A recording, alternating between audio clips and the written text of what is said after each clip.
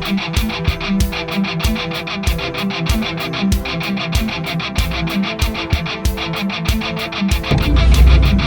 what's it called? Lake St. Clair smallmouth. Llama. Body barely hooked too. Netty. Boom! Look at this thing, dude.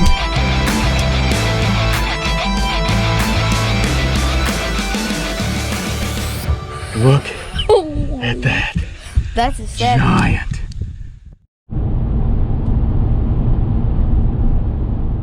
What's up, guys? Welcome back. Another edition of So In Outdoors. Today it is like 3:30 in the afternoon, so we're getting a late start.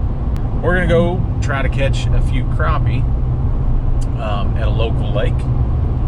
And I got Hunter with me. He went up, did a little fishing yesterday with my old man, bluegill fishing on John Hay Lake in Salem, just north of Salem there. If you're from that area, you know all about John Hay.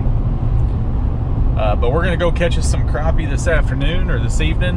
When we get out here to the lake, I'll break down for you a little bit about fall crappie fishing, where they typically get, the type of structure they typically get on, and what you're gonna look for. If you have Humminbird 360 or Mega Live, or Active Target or Live Scope, any of the forward-facing sonar brands, I'll kind of break it down a little bit, kind of what you're looking for, and how we go after it. I'm not one of these guys that goes out and targets big crappie and follows the same crappie around for an hour trying to catch it. I'm out there, I'm meat hunting. So if it's legal limit, it's going in the boat and it's going in the deep fryer. So I will show you how to do that. That's all I really know about crappie fishing. I'm not a trophy crappie fisherman. Occasionally we catch a nice one. To be honest with you, we eat them too. So stay tuned. We'll see you in just a few.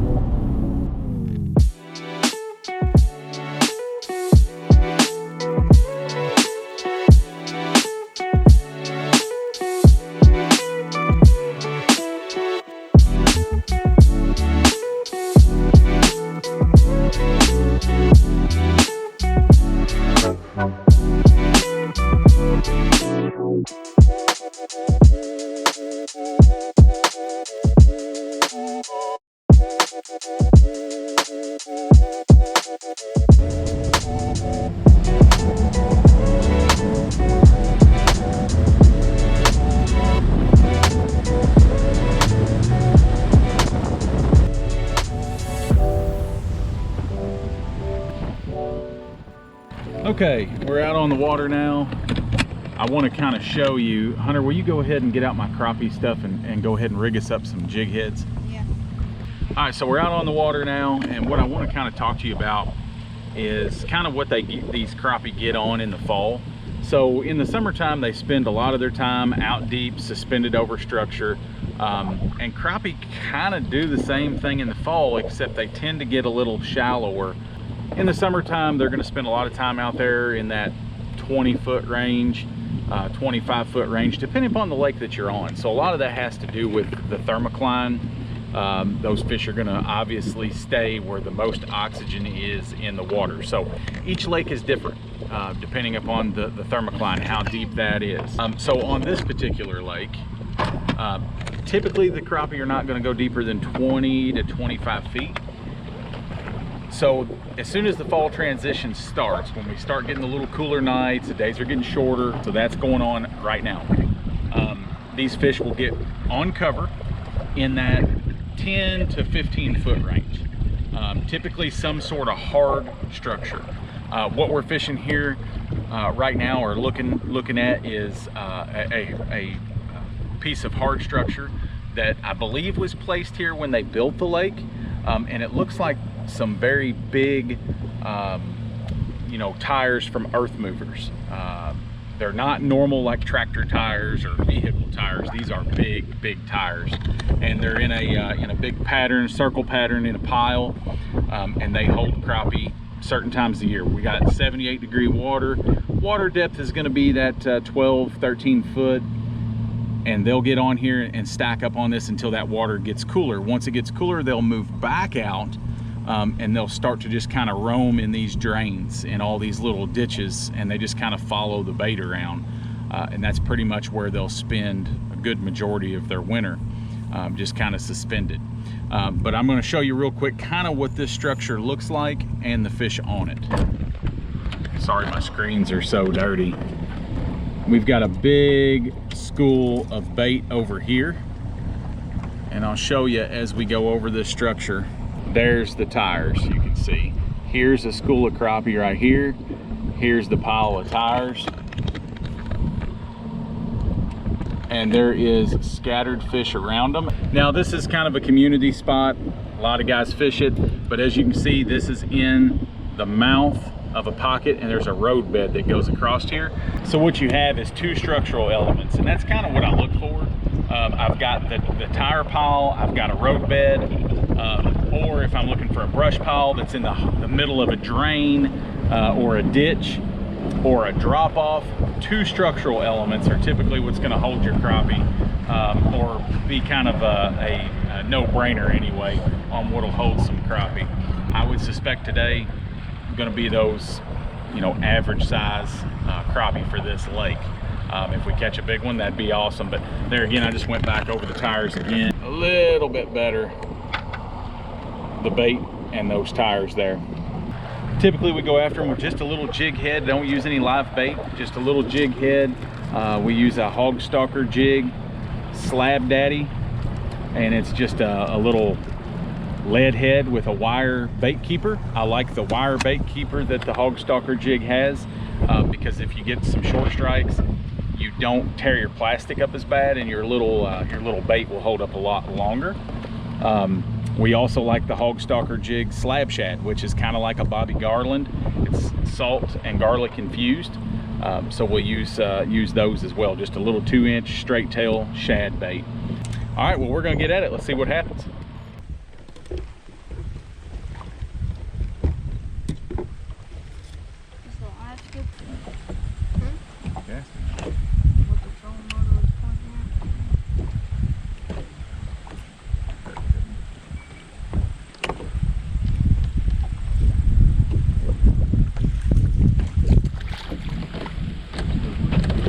Good enough, not a giant. So this is a lot of the size crappie you catch. Not real big, but you know what they do? They make a sandwich. Sometimes it just takes several of them to make a sandwich.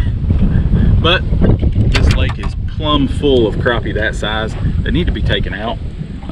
Black crappie, good, pretty thick. I mean, he's not super fat, but there's a bunch of them. So really the lake is somewhat overpopulated with them right now, and need to have a lot of these taken out. So we'll take them home, we'll eat them bad boys.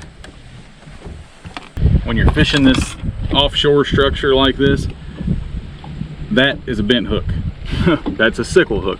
This is the reason I fish a sickle hook, is it's a lot easier to straighten out when you do get hung up, and you don't break off near as many.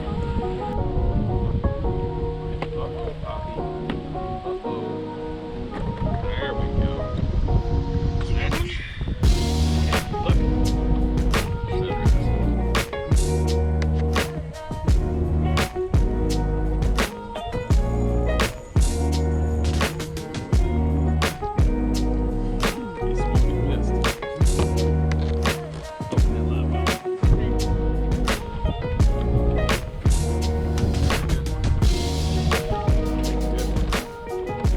A little better than average today.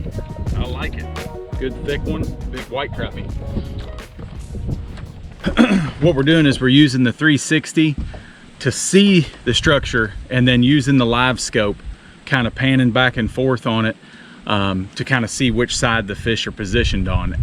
They move when they're schooled up like this. They'll move on the structure. A lot of times they'll kind of move from one side to the other. So the 360 is helping us kind of keep in touch with where the structure is, the live scope or Mega Live is helping us kind of focus on where the fish are on the structure. So makes it a little easier, making sure you're putting your bait in front of one. Oh, they're good ones. Our quality is good. We got good quality today. 9. Right now we have 5. Nice one. All right, we just made a move, went to a new spot. Now we're fishing a brush pile in about 14, 15 foot of water, and just caught a nice one. Nice white crappie. Just throw that one in there. Yeah, I got you. Just keep changing it up, keep moving around is what we try to do. Just find the right depth range. And this time of year, focus on that hard cover. The brush piles that have the least amount of bushy limbs, this time of year the better. So the bigger pieces of brush is what we're after.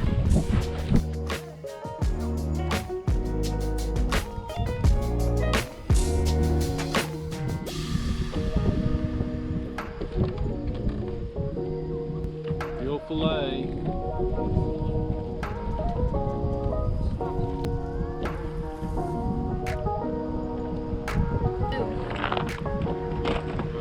Is that 3 or 2?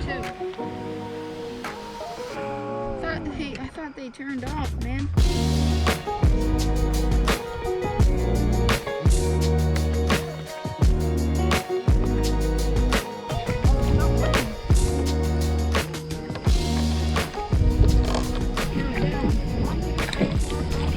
Little bitty booger.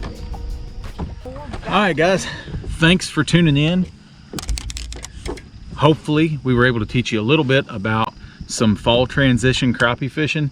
If you just want to put a few on the plate. If you're looking for a trophy, video's probably not for you. It'll get you in the right area, but you gotta be willing to chase those big ones around with your forward-facing sonar to catch those bigger crappie. But we appreciate you taking the time to click on our video. If you're not a subscriber, please hit the subscribe button. It is free, does not cost you a dime, and it helps our channel grow, and we would greatly appreciate it.